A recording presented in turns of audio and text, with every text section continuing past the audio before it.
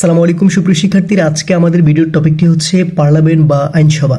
আমাদের বিশ্ববিদ্যালয় ভর্তি পরীক্ষায় এবং চাকরি পরীক্ষায় এ পর্যন্ত যতগুলো কোশ্চেন এই টপিকটা থেকে এসেছে সে সবগুলো কোশ্চেন এই ভিডিওতে আলোচনা করার চেষ্টা করেছি। সো ভিডিওটি তোমাদের জন্য খুবই গুরুত্বপূর্ণ হতে যাচ্ছে। আর বেশি কথা না বলে তাহলে আমাদের মূল আলোচনা শুরু করি, ঠিক আছে? আমরা এখানে সর্বপ্রথমে দেখতে পাচ্ছি, এখানে বলা হচ্ছে স্টেট ডুমা যে দেশের আইনসভা, অর্থাৎ স্টেট ডুমা এটি কোন দেশের আইনসভা? এটি হচ্ছে রাশিয়ার আইনসভাকে বলা হয় স্টেট ডুমা, ঠিক আছে? ভারতের আইনসভার নিম্নকক্ষের নাম কি? ভারতের কিন্তু দুইটি আইনসভা রয়েছে, একটা হচ্ছে উচ্চকক্ষ আর একটা হচ্ছে নিম্নকক্ষ। তো নিম্নকক্ষের নামটা কি? সেটা হচ্ছে লোকসভা, আর উচ্চকক্ষ হচ্ছে রাজ্যসভা, ঠিক আছে? উত্তর কোরিয়ার পার্লামেন্টের নাম কি? উত্তর কোরিয়ার পার্লামেন্টের নামটা কিন্তু আমাদের পরীক্ষার জন্য এই মুহূর্তে খুবই গুরুত্বপূর্ণ। এটি হচ্ছে সুপ্রিম পিপলস অ্যাসেম্বলি। এরপর আমরা 4 নম্বরে দেখতে পাচ্ছি, এখানে বলা হচ্ছে জাপানের পার্লামেন্টের নাম কি? জাপানের পার্লামেন্টের নামটা কিন্তু খুবই কমন, এটা কিন্তু আমাদের পরীক্ষায় প্রায় থাকে। এটা কিন্তু আমাদের ঢাকা বিশ্ববিদ্যালয়ে দুবার কিন্তু কোশ্চেনটা করা হয়েছে এবং বিসিএসসি কিন্তু কোশ্চেনটা এসেছে। সো এটা আনসার কোনটি হবে? এটা হচ্ছে ডায়েট। ইসরায়েলের পার্লামেন্টের নাম কি? ইসরায়েলের পার্লামেন্টের নামটা কিন্তু আমাদের পরীক্ষার জন্য খুবই গুরুত্বপূর্ণ। আমেরিকা বা ইসরায়েল সম্পর্কিত কোনো কোশ্চেন কিন্তু আমাদের পরীক্ষায় থাকবেই, ঠিক আছে? তো এটা আনসার কোনটি হবে? এটি হচ্ছে নেসেট। নরওয়ের পার্লামেন্টের নাম কি? নরওয়ের পার্লামেন্টের নাম হচ্ছে স্টর্টিং। ফলকেটিং এটি কোন দেশের আইনসভা?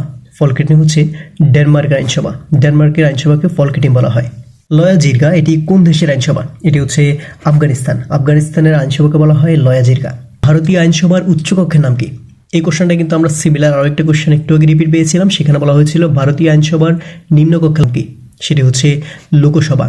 আর যদি বলা হয় যে উচ্চকক্ষ, সেটি হচ্ছে রাজ্যসভা। অর্থাৎ এই কোশ্চেনটা কিন্তু খুবই গুরুত্বপূর্ণ। ডায়েট এটি কোন দেশের পার্লামেন্টের নাম? ডায়েট এই কোশ্চেনটা কিন্তু আমরা একটু আগে রিপিট পেয়েছিলাম। সো এটা আনসার কোনটি হবে? এটি হচ্ছে জাপান। জাপানের পার্লামেন্টের নাম কি হবে? সেটি হচ্ছে ডায়েট। কোন দেশের পার্লামেন্টের নাম কংগ্রেস? এটি হচ্ছে ইউএসএ, অর্থাৎ আমেরিকা, ঠিক আছে? তো আমেরিকার এই কোশ্চেনটার সাথে আমাদের আরও একটা কোশ্চেন মাথায় রাখা উচিত, সেটা হচ্ছে ইরান সম্পর্কিত, অর্থাৎ ইরানের পার্লামেন্টের নাম কি? এই কোশ্চেনটা কিন্তু আমাদের পরীক্ষায় থাকবে। সো এটি তোমাদের জন্য আমি হোমওয়ার্ক দিলাম, তোমরা কিন্তু অবশ্যই কিন্তু আমাকে কমেন্ট বক্সে জানাবে, ওকে? এরপর আমরা 12 নম্বর দেখতে পাচ্ছি, এখানে বলা হচ্ছে হাউস অফ লর্ডস এবং হাউস অফ কমন্স এটি কোন দেশের পার্লামেন্টের নাম? এটি কি যুক্তরাষ্ট্র নাকি যুক্তরাজ্যের? এই কোশ্চেনটা কিন্তু তোমাদের জন্য খুবই গুরুত্বপূর্ণ। এটি হচ্ছে যুক্তরাজ্যের, যুক্তরাষ্ট্র নয়। যুক্তরাষ্ট্র বললে আমরা বুঝবো হচ্ছে ইউএসএ, আর ইউএসএ পার্লামেন্টের নাম হচ্ছে কি? কংগ্রেস। আর যুক্তরাজ্যের নাম বললে তার পার্লামেন্ট আসবে হচ্ছে হাউস অফ লর্ডস এবং হাউস অফ কমন্স, ঠিক আছে? এই কোশ্চেনটা কিন্তু আমাদের কিন্তু তালগুল পাকাতে পারে, ঠিক আছে? এরপর আমরা 13 নম্বর দেখতে পাচ্ছি, এখানে বলা হচ্ছে সিম এটি কোন দেশের পার্লামেন্টের নাম?